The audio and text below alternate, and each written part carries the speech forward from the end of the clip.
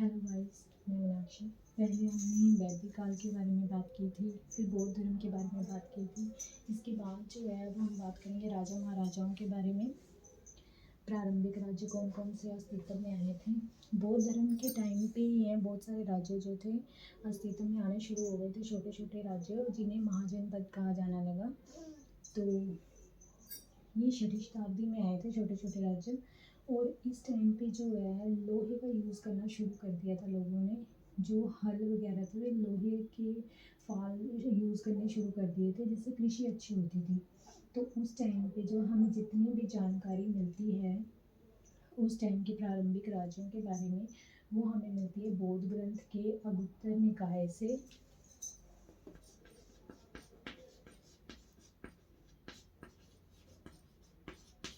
बौद्ध धर्म का जो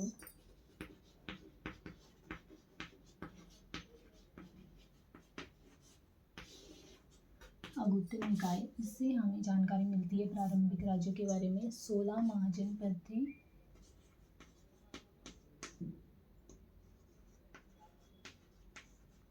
ठीक है, 16 महाजनपद थे, जिनमें से मगध साम्राज्य जो था वो बहुत ज़्यादा ही शक्तिशाली था। उसने बहुत सारे राज्यों को अपने राज्य में सम्मिलित कर लिया था। तो अब हम बात जो करेंगे वो मगध साम्राज्य के बारे में करेंगे, जिसके बारे में जानकारी हमें एक तो बौद्ध धर्म से मिलती है, दूसरे हमें जानकारी मिलती है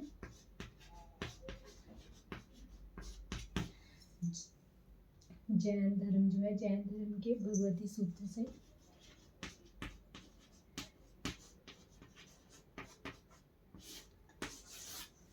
तो ये दो हैं, इनसे हमें जानकारी मिलती है।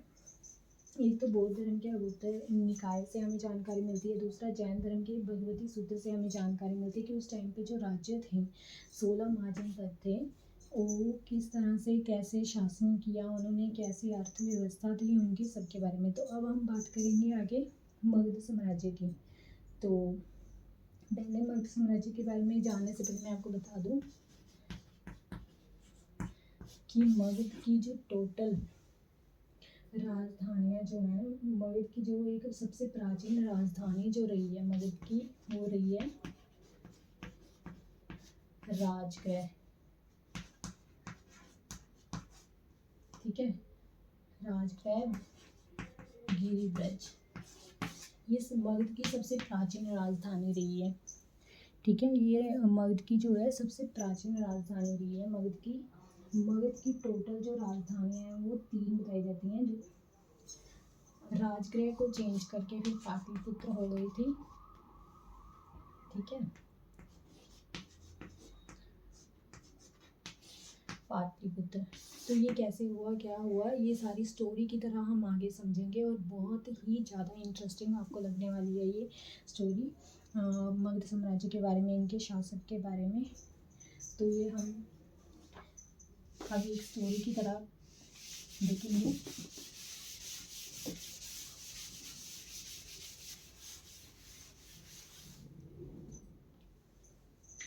तो बात करते हैं मगध साम्राज्य की।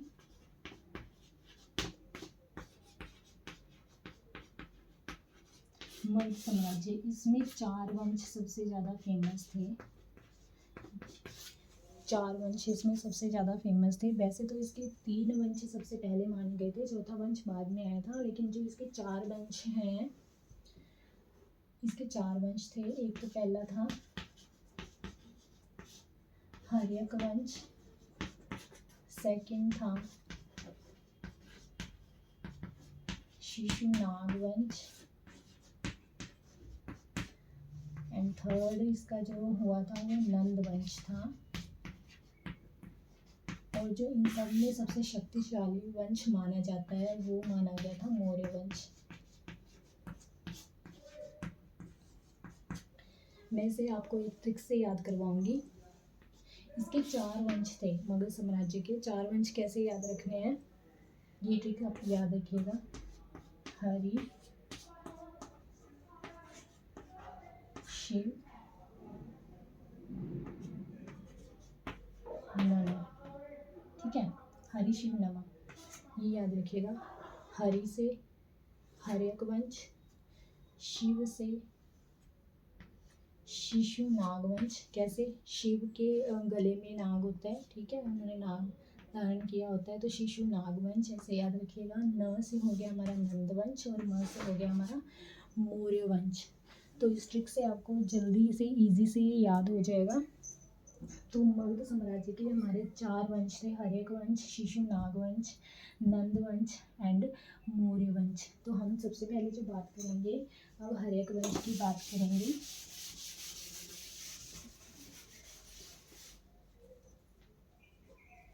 तो सबसे हम पहले बात करेंगे हर्यक वंश। तो हर्यक वंश का जो सबसे पहला राजा था, जो हर्यक वंश का शासक था सबसे पहला, वो था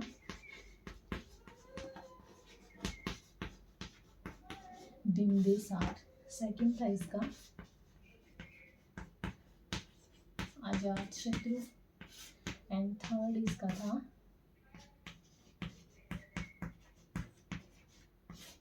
उदयन। ठीक है, तो हर्यक वंश में जो सबसे पहले, हर्यक वंश की आपको सबसे पहले बताया था मैंने कि मगध साम्राज्य की जो राजधानी थी वो कौन सी थी, राजगृह।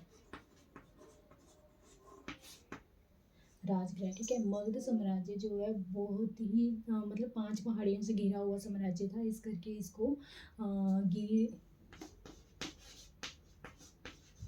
गिरी ब्रज का नाम भी दिया गया था, ठीक है, पहाड़ों से घिरा हुआ। तो हर्यक वंश में जो सबसे पहला राजा था वो बिंबिसार था और ये बहुत ही ज़्यादा शक्तिशाली शासक था। इसने बहुत से साम्राज्यों को जो है अपने साम्राज्य में मिला लिया था और मगध साम्राज्य को बहुत ज़्यादा शक्तिशाली बना दिया था, ठीक है। इन्होंने क्या किया, अंग साम्राज्य के पहले जीता और इसका शासक इन्होंने अपने पुत्र अजातशत्रु को बनाया। अब ध्यान से सुनिएगा, बिंबिसार ने अंग साम्राज्य को जीतकर अजातशत्रु को उसका जो है शासक बना दिया, ठीक है। लेकिन अजातशत्रु जो है उसको मगध का साम्राज्य चाहिए था, इसलिए अजातशत्रु ने बिंबिसार की हत्या करके मगध का साम्राज्य अपने अधीन ले लिया, ठीक है। बिंबिसार का पुत्र था अजातशत्रु। तो अजातशत्रु ने क्या किया, शासक बनने के लिए उसने अपने ही पिता की हत्या करके खुद अपने मगध के साम्राज्य को अपने अधीन ले लिया, ठीक है। लेकिन वास्तविक जो माना जाता है संस्थापक इस मगध साम्राज्य का, इस हर्यक वंश का, वो बिंबिसार को माना जाता है, ठीक है। और ये इतिहास का फर्स्ट राजा भी रहा है, क्योंकि राजाओं की शुरुआत अभी से हुई है और सबसे पहला राजा जो था वो बिंबिसार था, इस करके इसे सबसे पहला राजा भी माना गया है। तो अजातशत्रु ने अपने पिता की हत्या करके जो है अपना राज्य अपने अधीन कर लिया, ठीक है। इसके बाद जो है इसी काल में, आपको पता था मैंने आपको बौद्ध धर्म का पढ़ाया था, तो इसी काल में जो है संगति हुई थी एक, इसी काल में राजगृह में हुई थी पहली बौद्ध संगति हुई थी जब अजातशत्रु था, ठीक है, अजातशत्रु के शासन काल में हुई थी, जिसमें सुत्त पिटक और विनय पिटक में 2 में जो है उनके ग्रंथ को बांटा गया था। तो ये आपने याद रखना है कि बिंबिसार पहले था, ठीक है, फर्स्ट बिंबिसार था, उसके बाद उसका पुत्र अजातशत्रु था और उसके बाद जो है उदयन था। ये 3 आपने याद रखने हैं, मोस्ट इम्पोर्टेंट इस राज्य के, ठीक है। अजातशत्रु, फिर उसके बाद उदयन।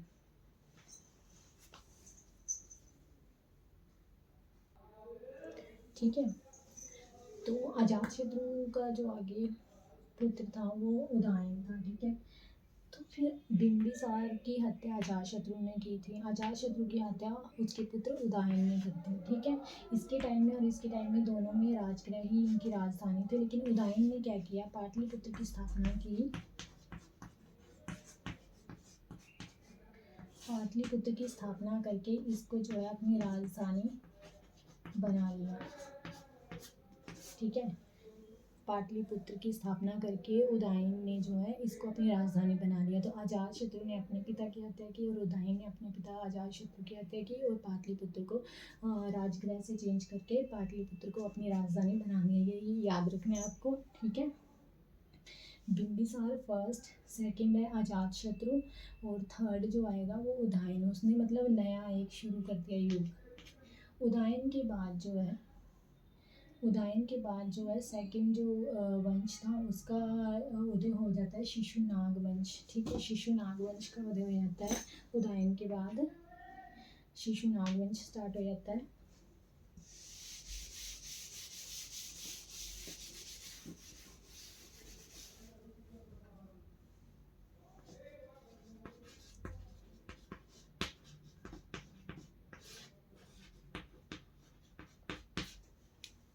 तो ये शिशुनाग वंश के जो संस्थापक थे वो शिशुनाग नाम के ही जो शासक था वही था।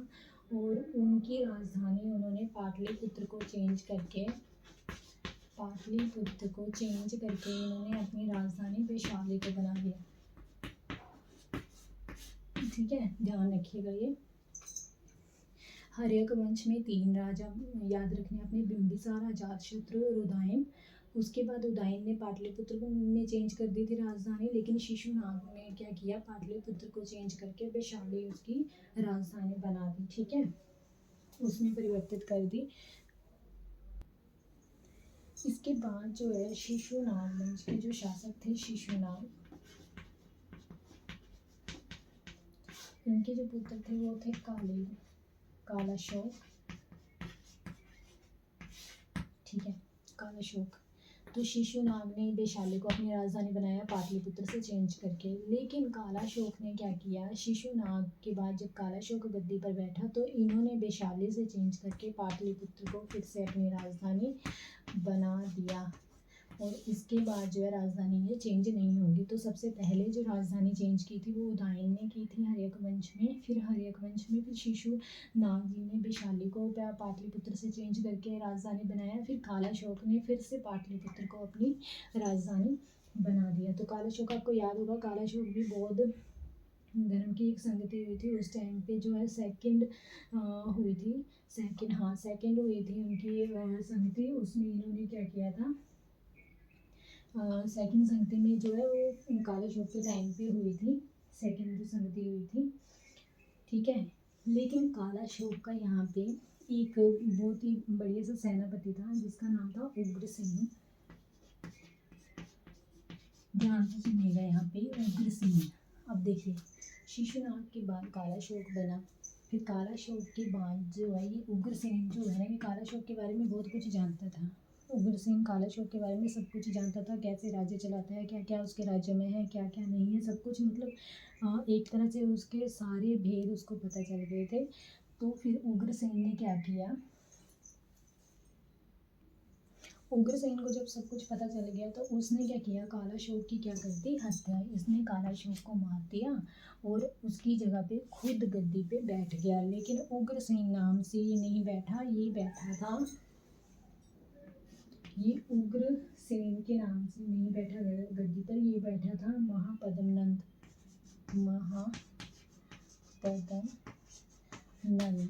ठीक है, महापद्मनंद इस नाम से ये गद्दी पे बैठा था। और यहाँ से ही शुरू होती है नंद वंश, यहाँ से शुरू होता है नंद वंश। ठीक है, तो हर्यक वंश में 3 राजा मैंने आपको बताए जिन्होंने अपने अपने पिता की हत्या करके राजगद्दी पर बैठे।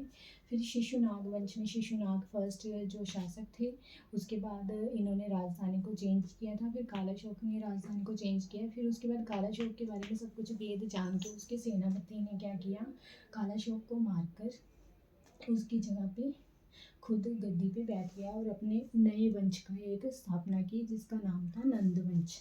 ठीक है, यहाँ से नंद वंश की स्थापना हो जाती है।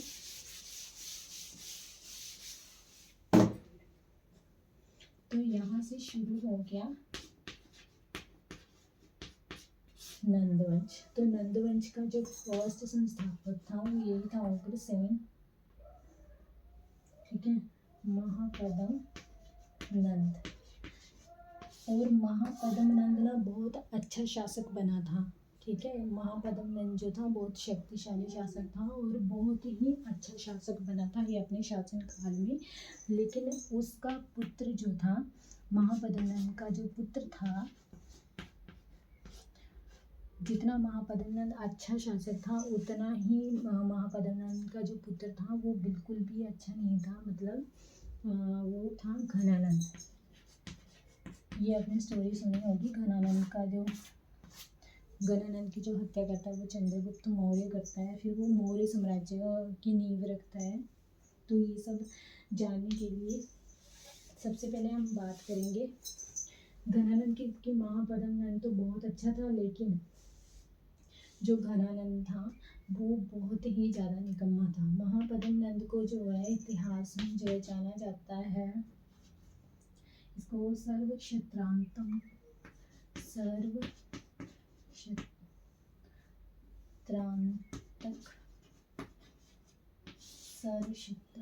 इसका मतलब होता है कि क्षत्रियों का जो है, क्षत्रियों का नाश करने वाला, ठीक है। सर्व क्षत्रांतक किसे कहा जाता है, अगर ऐसे पूछे तो ये कहा जाता है महापद्मनंद को कहा जाता है क्षत्रियों का नाश करने वाला, ठीक है। दूसरा इसे कहा जाता है भार्गव भी कहा जाता है। भार्गव का होता है दूसरे, मतलब परशुराम का अवतार कहा गया था इसे, परशुराम का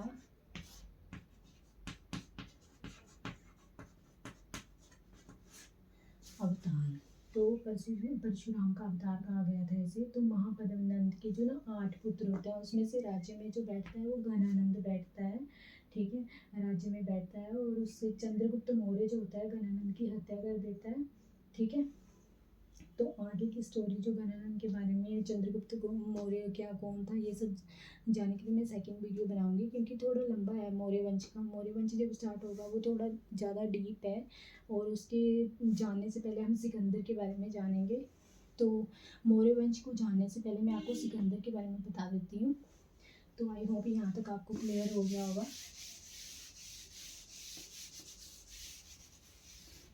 ठीक है। सबसे पहले मैं आपको बता देती हूँ कि हर्यक वंश पढ़ा हमने, हर्यक वंश, फिर शिशुनाग,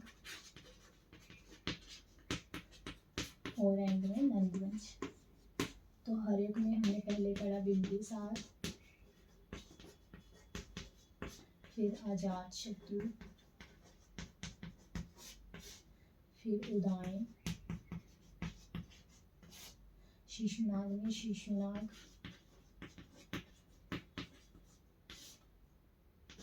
कालाशोक, एंड नंद में महापद्मनंद और घनानंद।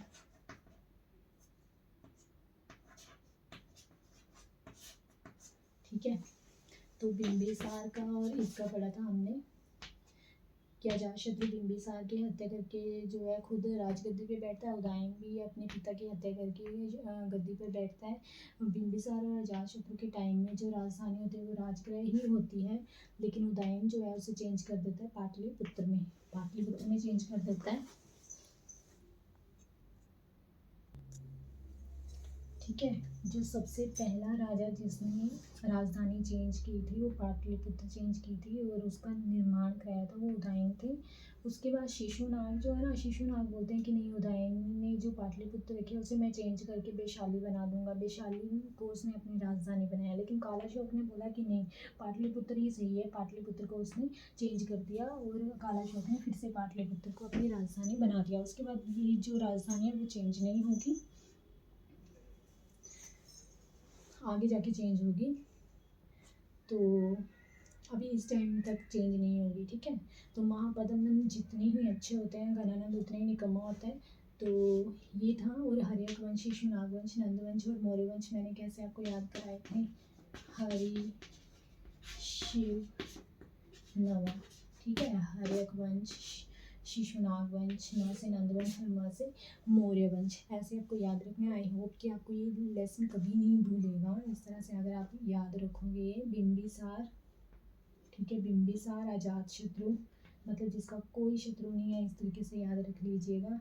लेकिन जैसे ही उदयन हुआ, उसका पुत्र उदयन हुआ, वैसे ही उदय हुआ, मतलब एक शत्रु का उदय हुआ अजात शत्रु की लाइफ में जो है। एक शत्रु, ऐसे याद रख लीजिए कि एक उदयन हुआ मतलब एक शत्रु का उदय हुआ अजात शत्रु की लाइफ में, और उसने उसको उसकी हत्या कर दी। ठीक है, उदयन के बाद शिशुनाग वंश स्टार्ट हो जाता है।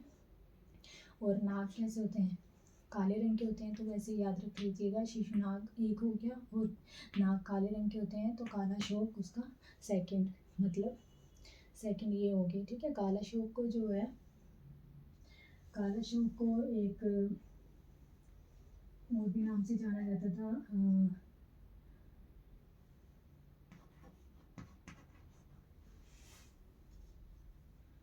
काकवर्ण के नाम से भी जाना जाता है काला शोक को। ठीक है, ये याद रखिएगा। तो जो बौद्ध धर्म की जो हुई थी संगतियाँ हुई थी, एक तो अजात शत्रु के टाइम में हुई थी, तीसरा 100 वर्ष के बाद काला शोक के टाइम में हुई थी। दो संगतियाँ अजात शत्रु के टाइम में जब हुई थी तो वो सुत पिटक और बिना पिटक में डिवाइड हुई थी।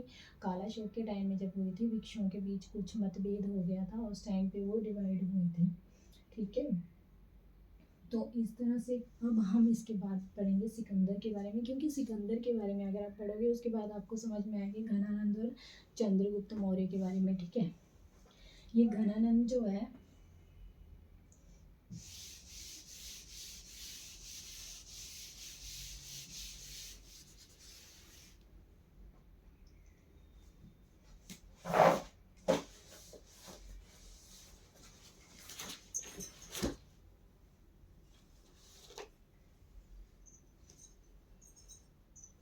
सिकंदर जो होता है, सिकंदर के बारे में कौन नहीं जानता। ठीक है, सिकंदर जो होता है विश्व विजेता बनने की इच्छा से जो है भारत में आता है विश्व विजेता बनने के लिए, और ऑलमोस्ट बन भी जाता है, एक दो जगह पे छोड़ के बन भी जाता है। उस टाइम जो है मगध का साम्राज्य जब सिकंदर आता है वो चंद्रगुप्त मौर्य के हाथ में होता है। पहले जो होता है घनानंद के हाथ में होता है,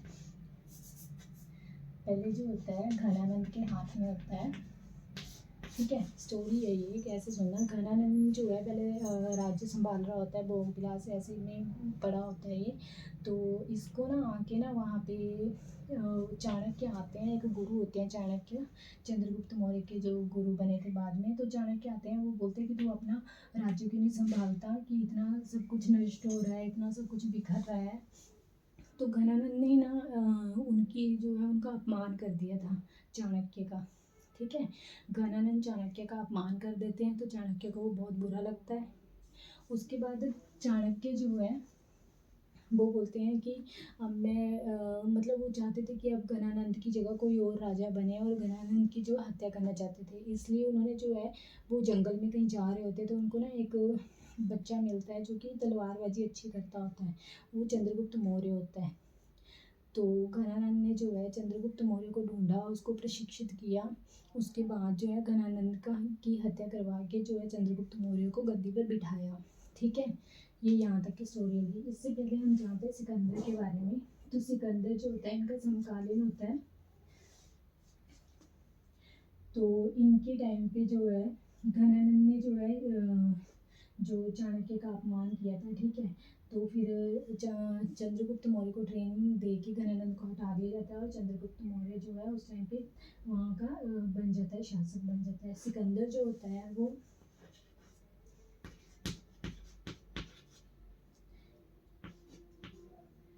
मैसेडोनिया, ठीक है, सिकंदर जो होता है मैसेडोनिया का होता है, शासक होता है। ठीक है, 326 ईस्वी में जो है ये विश्व विजेता बनने के लिए जो है अपनी बहुत बड़ी सेना लेके जो है 326 ईस्वी में अपनी विश्व विजेता बनने के लिए, ठीक है, विश्व विजेता बनने के लिए ये अपनी विश्व विजेता बनने के लिए ये जो है बहुत बड़ी सेना अपनी लेके आता है। ठीक है, लेके आता है सभी जो है। इसके आगे जब ये अपनी सेना लेके आता है, इतनी बड़ी सेना लेके आता है, तो बहुत सारे लोग जो हैं सिकंदर के आगे जो है अपने आप ही जो है हथियार डाल देते हैं, मतलब आत्मसमर्पण कर देते हैं सिकंदर को देख के। तो सिकंदर जो है सिकंदर को देख के, लेकिन सिकंदर का एक युद्ध होता है पोरस के साथ। पोरस जो है आत्मसमर्पण नहीं करता, उसके साथ युद्ध करता है, पोरस के साथ युद्ध होता है सिकंदर का।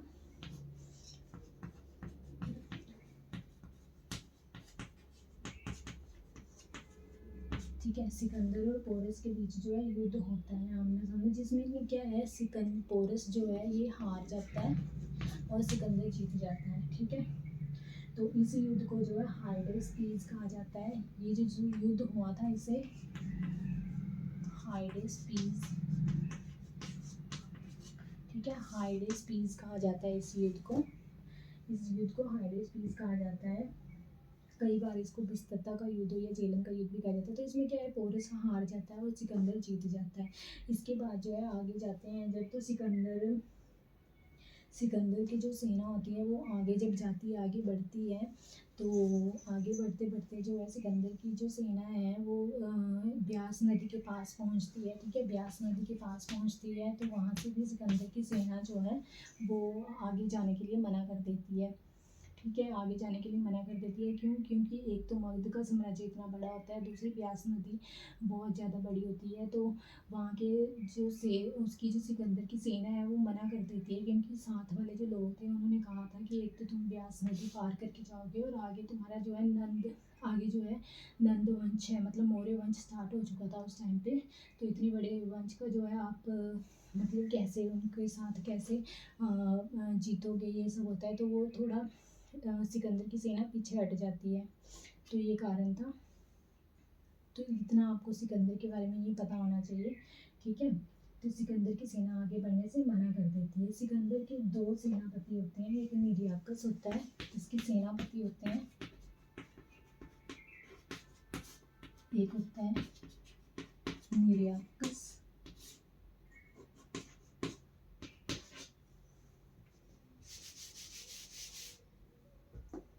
सेकंड होता है सेल्यूकस। ठीक है, जो सेल्यूकस होता है वो स्थल सेना का नेतृत्व करता होता है, और जो निर्याकस होता है वो जल सेना का नेतृत्व करता होता है। तो आगे जाके जो सिकंदर है वो चंद्रगुप्त मौर्य, मतलब जो सेल्यूकस है, आगे मतलब जाके चंद्रगुप्त हेलेनी की शादी होती है, वो सब मतलब आगे की जो हिस्ट्री है बहुत ज़्यादा इंटरेस्टिंग है। तो यहाँ तक मैंने आपको इसलिए बताया सिकंदर के बारे में, क्योंकि आगे का जो है सिकंदर के बारे में भी थोड़ी बहुत ये नॉलेज होनी चाहिए, क्योंकि इसी से पता चलेगा आपको कि सेल्यूकस कौन है। ठीक है, और घनानंद के साथ चाणक्य का क्या रिलेशन था, उसके बाद जो है चंद्रगुप्त मौर्य साम्राज्य की नींव कैसे पड़ी, ये सब। तो कल हम बात करेंगे मौर्य साम्राज्य की। तो अभी हम यहाँ तक ही बात करते हैं। अगर आपको वीडियो अच्छी लगी होगी तो प्लीज़ लाइक नहीं तो शेयर ज़रूर कर दीजिएगा। Thank you guys.